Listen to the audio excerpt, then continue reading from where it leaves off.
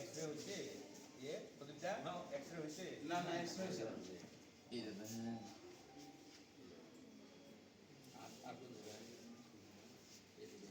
মাথাটা ঠিক আছে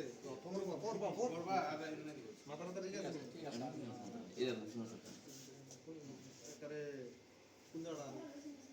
ভিতরে টার্মিনালের ভিতরে না আমি মাদক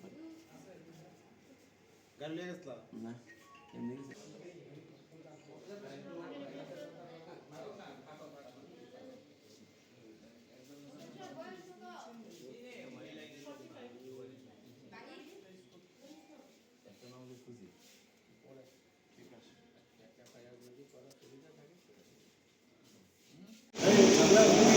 ত্রিপুরায় গণতন্ত্র বলে কিছু নেই, এটা আবারও প্রমাণিত হয়েছে আজকে ধর্মঘটের পর।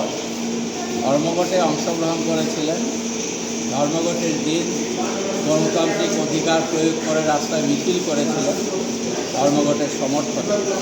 এই তথাকথিত অপরাধে আজকে আমাদের ত্রিপুরা মোটর শ্রমিক ইউনিয়নের নেতৃত্ব দুলাল কর্মকার, তিনি তার পেশার সাথে যেটাতে তিনি যুক্ত আছেন সে কাজে তিনি গিয়েছিলেন বিরানিয়ার দিকে। সেই সময়ে বিজেপি আশ্রিত দুষ্কৃতিকারীরা দুলাল কর্মকারকে প্রচণ্ডভাবে মারধর করে।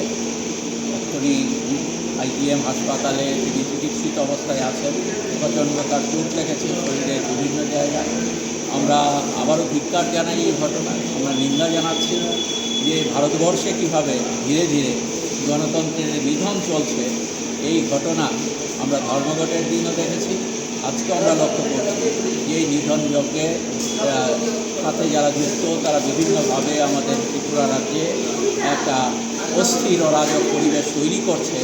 আর সবচাইতে লজ্জাজনক হচ্ছে যে তাদের দলের যে নেতৃত্ব, এই নেতৃত্ব এই সমস্ত কাজকে বাহাবা দিচ্ছেন বা এর নিন্দায় তারা একটি বাক্য প্রয়োগ করছেন না। আমরা এখনও বিজেপির নেতৃত্বের কাছে এই কথাটা বলবো যে আপনারা আপনাদের এই যে সন্ত্রাসী বাহিনী, এই সন্ত্রাসী বাহিনীকে নিয়ন্ত্রণ করুন, না হলে আগামী দিনে জনগণের প্রতিরোধে তারা সম্মুখীন